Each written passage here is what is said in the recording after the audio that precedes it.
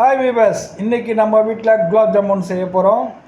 2 packet மாவு, அதாவது 1 cup மாவு, அதுக்கு வந்து 1/4 கப் தண்ணி போட்டு நல்லா மிக்ஸ் பண்ணி பெரட்டி வச்சுருக்கோம் ரெடியாக.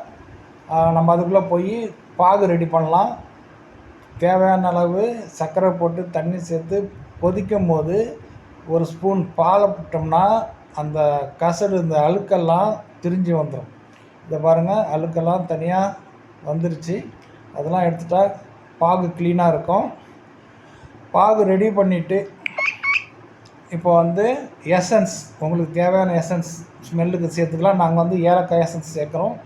உங்களுக்கு என்ன மாதிரி எசன்ஸ் வேணுமோ அதை சேர்த்துங்க. ஒரு பாதி எலுமிச்சம்பழம் அதில் புழிஞ்சு விடணும். ஏன்னா அந்த பாகு இறுகாமல் நல்லா தண்ணியாக இருக்கும். சும்மா பிசு பிசுன்னு இருந்தால் போதும். இப்போ வந்து தேவையான அளவு அந்த மாவை வந்து உருண்டை பிடிக்கிறோம்.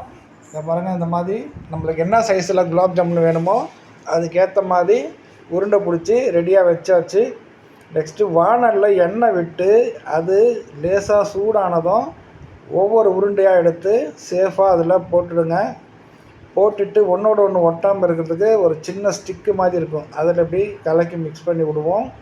அது நல்லா வெந்து ப்ரௌனிஷாக வரணும். அதுதான் அதோடய ஃப்ளேவர். பாருங்கள், இந்த மாதிரி நல்லா ப்ரௌனிஷாக வரணும். அது வெந்ததுக்கப்புறம் எடுத்து நம்ம ரெடியாக வச்சுக்கிற சர்க்கரை பாகில் போட்டோம்னா குலாப் ஜாமுன் ரெடி. நல்லா டேஸ்ட்டாக வந்துச்சு. நீங்களும் ட்ரை பண்ணி பாருங்கள்.